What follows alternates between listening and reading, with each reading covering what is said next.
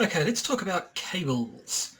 I've got everything in the post that I've ordered, so I think I have what I need to actually physically plug the Amiga into a PC. So I knew the first thing I needed was a Null modem serial cable to connect to this 25-pin serial port in the back of the Amiga. So I went online and ordered the only model of serial null modem cable that actually had a 25-pin connector on it, and got that sent to me, which is all well and good. So that plugs into the Amiga end, but of course I don't think there's been a computer made in quite a long time that actually has a 25-pin serial port in it, which means I'm going to need to get some sort of an adapter. So then I ordered a serial to USB adapter that looks like this one, which seemed like it would do the trick. Again, this was the only one I could find that actually had an attachment so it could plug into a 25-pin serial cable.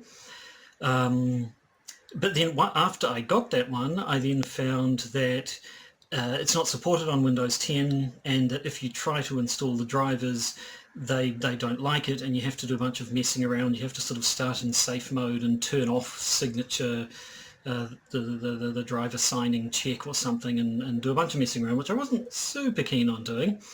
And it was at that point that I had a look at the back of my computer properly this time, and what did I see but this? All along, I hadn't even noticed that my very own computer actually has a 9-pin serial connection in the back of it, so I don't need a USB adapter at all. All I need is some sort of adapter for going from 25-pin serial to 9-pin serial.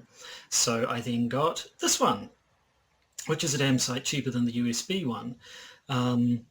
So again, like I said before, I don't know cables. I know I've got cables that have the right connectors at each end, but what's happening in between each connector, I wouldn't have a clue. So the null modem cable, as far as I'm aware, the null modem part of it is just specifying exactly which pin of one end gets connected to which pin of the other end. So if it's, as far as I know, a null modem cable is a null modem cable, if that's what it says it is, then that should be fine. The adapters, I assume, are connecting the 25 pins to the 9 pins in the way they need to be connected for a null modem cable, but I wouldn't have a clue. So once I can actually connect the two together, once I have the software to actually try and make them talk to each other, then I think I will try the cable with the 25 to 9 pin adapter.